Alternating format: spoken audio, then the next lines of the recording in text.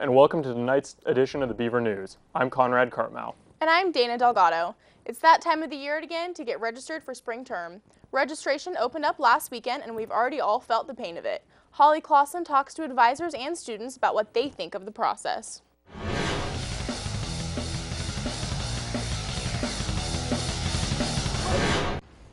Registration has already started and students everywhere are stressing to find the classes they need and meet with their advisors. I'm Holly Clausen and this is Need to Know, where the Beaver News digs deeper into the issues that affect you. We met up with student Austin Tipton to see what he thinks are some confusing aspects when it comes to registering. There are some things that are kind of misleading when it comes to my degrees. There's the percentage tracker, which doesn't necessarily follow the amount of credits that you're taking, mainly the amount of just which classes you've taken, which can be misleading as opposed to when I thought I was a junior at this year, then I turned out that I'm actually still a sophomore. What many students don't realize is that registering for the wrong classes can not only affect your graduation status, but also your eligibility to apply for scholarships. I met up with University Registrar Rebecca Mathern to see what the consequences are for students who are not careful. What's so critical is that students are registering for courses that are on their academic pathway towards their degree or certificate or major or minor that they're trying to earn. Because as long as a student is staying on that pathway and meeting the other requirements that the scholarship requires, that will help them sort of maintain that eligibility for scholarships. There are going to be times where students take classes that they maybe don't need for graduation, or that would be helpful, but maybe another class would be a better fit. And so we do have students where their time towards graduation is increased as a result of not taking the right class. The best way to avoid doing that is to actually sit down with an academic advisor, walk through your plan using My Degrees, and ask questions. Mathern isn't the only one who agrees that meeting with an academic advisor is important. Jessica Stillman, sophomore at Oregon State, explains her experience with registering. I found that when I made an advising appointment this term versus the last couple terms, it helped me get in the direction I need to go with the classes that I'm taking rather than blindly signing up for classes I don't need. So it is important. And Tipton comments on his experience as well. I think it's helpful to have someone who knows, what they're talking about, especially in your department, as to where you're currently at in your degree and where you need to be in, like, say, the next term or next 2 terms. Finally, we met up with head advisor at the College of Liberal Arts, Louis Bertaro, to ask him what students can do to make sure to get the best schedule for their needs. You want to make sure that you're having backup courses. Have an entire list of classes of things that you can do. An ideal schedule is not always the reality. You need to make sure that you've got multiple things in place so that if a class that you want closes, that you're prepared to move on to plan B or plan C. So having some variables ready to do that, and then check your My Degrees afterwards. Check with your advisors to if you had to deviate from the plan that you worked up. Figuring out your class schedule can be frustrating for students. So this term, when entering registration, make sure that you take all the necessary steps to avoid potential issues. I'm Holly Clausen, and this has been What You Need to Know. Well, we've got the angle on registration from the point of view on professors and staff, but what do students at OSU think about the process? We had Madeline Lee and Leah Williams talk to students about how they feel about registration in Questions in the Quad. I'm Leah Williams, and today for Questions in the Quad, we're asking students how they feel about registration. So how do you feel about registration, and what have your struggles been? At first I was really confused. I didn't know how the whole online thing worked, but I signed up to meet with my advisor and I got help on what classes to take for my major, and that really helped out because I got to specifically plan what classes to take per term, so it was easier that way. Awesome. It probably takes the load off too of what you need to take. With registration in general, I know that some of my friends have, but I think that's because I transferred with a lot of credits, so I had kind of upperclassman standing. But yeah, you get that upperclassman standing and it's all really easy to register for everything. Here it's been really smooth. We have to register for 15 credits and it's just really easy. We get priority registration, so first day we go in and there's really no issues with class overloading or anything like that, like there was in my undergrad. I've never had any problems with registration. Honestly, this term I registered the day before classes started and I got everything that I needed, which is kind of surprising since I'm an engineering major, but I've never had any problems with it. So I'm still in backcourt classes for my major, but I know my roommates have had trouble because they're in the higher level and they're only letting like 20 people in, but there's a lot of people like who need them, so they've had to wait like another term or something to take the class. Registration for me has always been pretty easy because I came in with I think about 54 high school credits or college credits from high school. And so I was always able to register for my classes earlier than everyone else. Not at all. Now, last try I did with one of my classes, but that's because I signed up late for it, so it was my fault on that one. I'm the biggest procrastinator, so I would say my thoughts are that I need to get on top of things and register earlier. So. Have you had a hard time getting into the classes that you want? Does procrastination really just kind of make it difficult? Yeah, I mean, definitely last minute getting into classes, so I've gotten into every class I've really tried to get into, even if it was like the second or third week, but yeah. After talking with Oregon State students today, we found that registration hasn't been too difficult for them this year, and those who came in with credits prior to registration have had a much easier time. I'm Madeline Lee, and this is Questions in the Quad. We'll be right back after a quick break to talk about the weather. Thanks for staying with us. I'm the OSU Sustainability Coordinator. And I take charge by eating vegan. I take charge by raising my own chickens for eggs. I take charge by meeting 100% of my home's needs with photovoltaic panels. I'm the Student Diversity Veggie and Co-Chair, and I take charge by buying in bulk. How do you take charge? Visit energizecorvallis.org and pick 3 energy-saving actions to try for 1 month. At the end of the month, give us feedback about your actions, and we'll send you a coupon card for local Corvallis businesses. Take charge. Welcome back to the show. We've noticed the weather has gotten a lot better around Corvallis lately, and here to keep us up to date on all the specifics is Aubrey Valentine.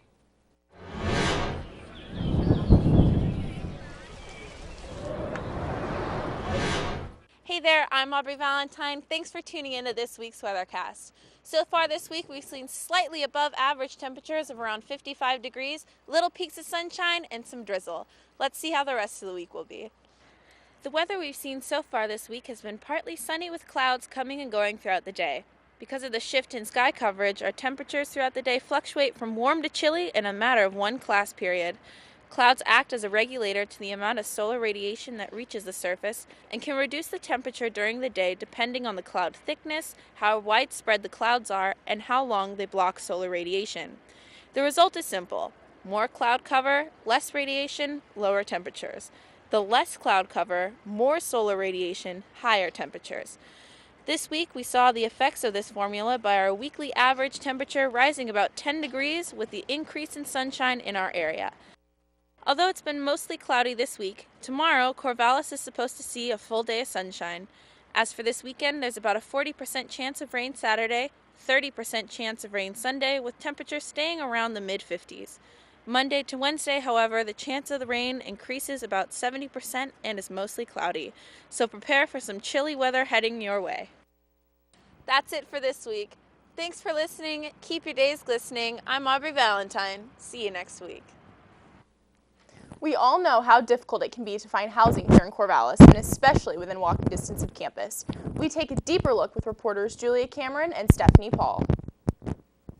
In 2013, Oregon State reinstated the rule that all freshmen must live on campus their first year.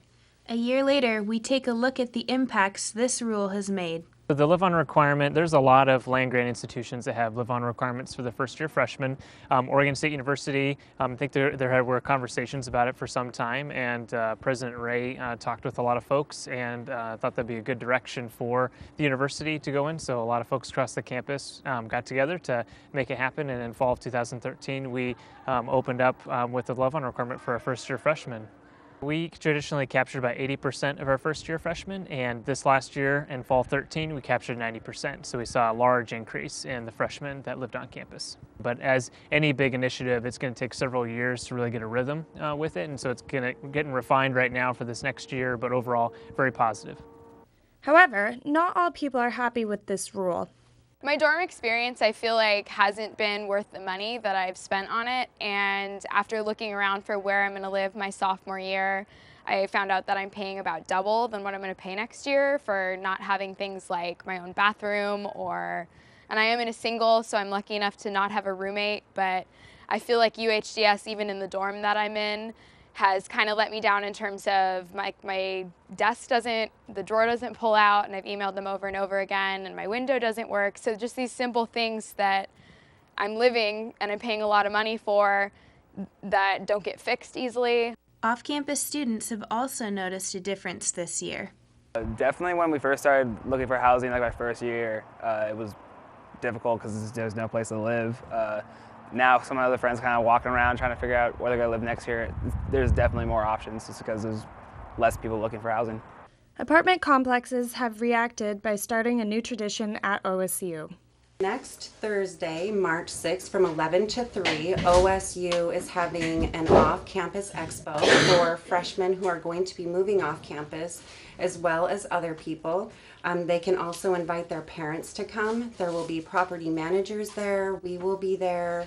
The police will be there. There will be different presentations given by Bob Lowen and at the city housing. The OSU Expo is so important for students that are moving off campus because this is the first time that OSU in our community is able to educate students that are going to be sophomores moving off of campus and living responsibly within our community. This has been Julia Cameron and Stephanie Paul for Beaver News. Oregon State amateur athletes gathered last Saturday at the indoor triathlon held at Dixon Rec. Beaver News reporter Gino Valenziano has the story. February 22nd marked the second annual Rec Sports Indoor Triathlon held at Dixon Rec Center, where participants swam, biked, and ran their way around the building. The indoor triathlon was organized for the second time by program manager Melanie Rossetti. How's it judged? It's done with the point system. It's timed, so there's 10-minute swim, there's a 20-minute bike, and a 15-minute run. And you're trying to get as much distance, as much mileage, and as many laps around the track as you can. And then the person with the top scores from each one gets 1 point, so its lowest score wins. The triathlon had a turnout of around 30 participants who were spread out over 6 heats. While almost all of the competitors were male, we spoke with the only female contestant, Rebecca Ott. I felt really awkward today, being the only female, but I am glad I showed up. So to all you women out there who are a little hesitant, it can be done. So for me, triathlons were a way to keep up with my friends. A lot of them had sports backgrounds, and so as they aged or progressed through their careers, it was a way to keep up their fitness levels in a way that didn't take up a lot of time out of their schedule. So hopefully those of you who are still around will be there to take the title away from me next year. Back after the break with the latest exploits of the Mars Rover team. Me and my friends are... The OSU Mars Rover team is entering their rover into a competition, but yesterday morning they took it for a test run over the entire football team. Big wheels, big guys, and big ideas led the OSU Rover Club and football team to join forces Wednesday morning as they trial ran their new Rover over the whole football team from end zone to end zone.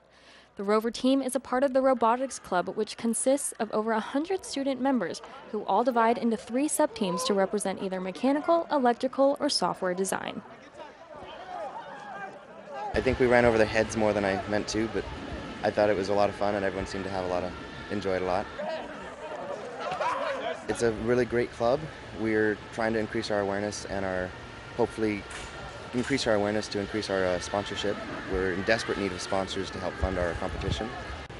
The people are really passionate about it and they really like doing what they're doing and building the robot, and everyone's really interested and they all get to do the projects that they want to do on it.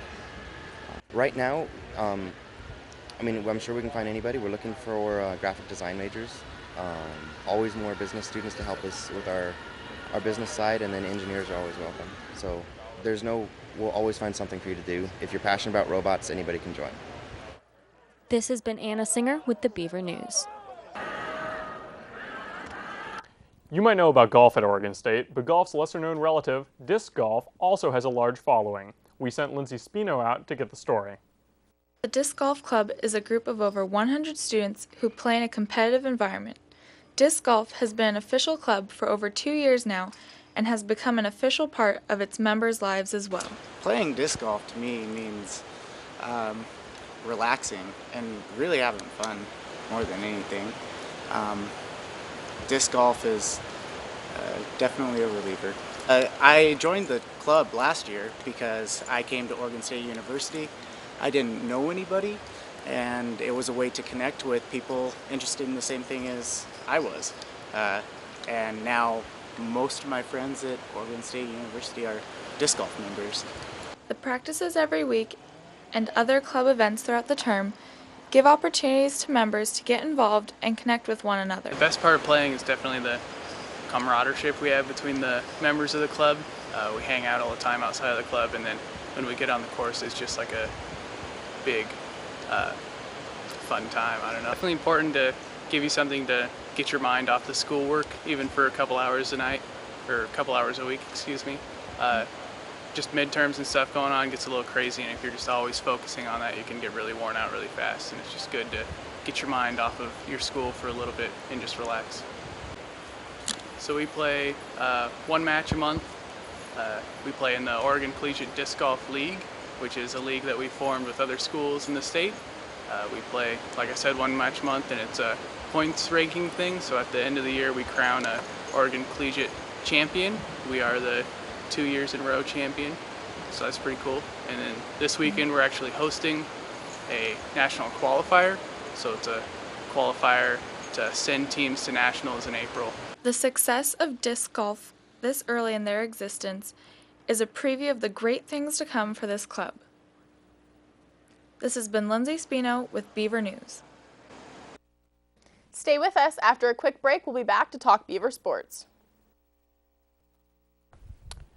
Thanks for staying with us. To bring us all the latest on Beaver athletics, we've got Brooke Chrysler and Anna Singer here with us.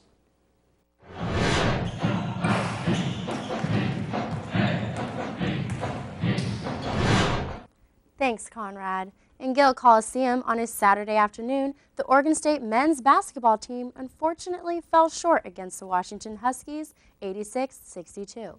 Roberto Nelson scored a team-high 17 points and led the Beavers offensively, going 8 of 14 from the floor.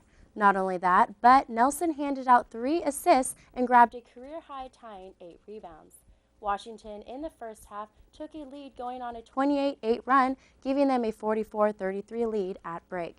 Devin Collier and Angus Brandt were also team players as they both added 10 points for the Beavers. Craig Robinson, Oregon State head coach, said, quote, "I didn't see this coming. I'm really surprised that we didn't play better.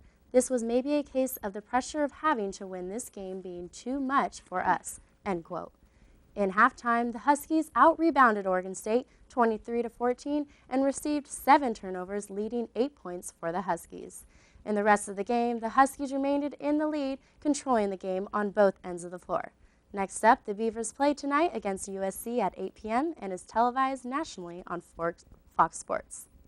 OSU Football's very own Brandon Cooks took home $100,000 on Tuesday morning at the NFL Combine in Indianapolis for the fastest 40-yard dash time. Adidas had offered this cash prize to the player who could run the fastest 40-yard dash in their Adazero 5-star 4.6-ounce cleat. Cooks ran a 4.33, which was the fastest time through Tuesday. This was not only great for Cooks, but an awesome way to represent OSU and our football team. The OSU baseball team didn't play as well as they would have liked last weekend when they fell short to Nebraska and Michigan State. But after their win against Indiana, they are ready to take on Wright State at 5:05 p.m. tomorrow in Goss Stadium for their first home game of the season.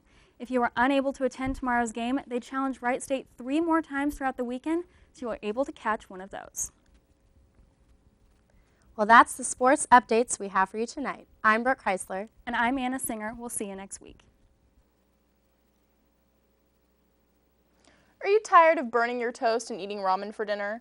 OSU hosts culinary cooking classes to teach students how they can cook for themselves. Ashley Van Pelt has the rest of the story. Slicing and dicing, a fun hands-on experience in the kitchen. So this is Healthy Cooking and Meals 101, and the Moore Family Center sponsors these classes. And it's really to give students basic cooking skills and hope that they'll have the skills to make and prepare healthy meals for themselves at home. So we do 3 classes per term. We do Meals on the Quick, which focuses on a lot of like beans and rice recipes and really fast, easy, cheap recipes. The other one we do is lightened up cooking, and so we try to give some suggestions on how to lighten up traditionally unhealthy meals, kind of like mac and cheese, meals like that. And then this class is around the world, and this is a really fun class because you get to use ingredients that you don't often use at home, like wine and saffron, which is a very expensive spice. So we're trying to teach students about flavors and spice pairings found in cultures around the world. So it's a really fun class. This is our most popular one. In Chef Talk, the term 86 is running low on supplies. Space for this class is 86. All of our volunteers are dietetic students and part of the Nutrition and Dietetics Club. And so we really want the students of this class to get hands-on experience. We feel like you learn best when you're actually doing it yourself.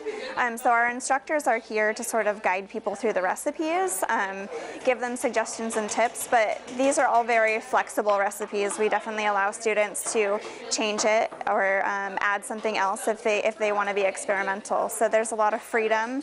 We're really just here for guidance and help and some tips. This has been Ashley Van Poe with your Beaver News.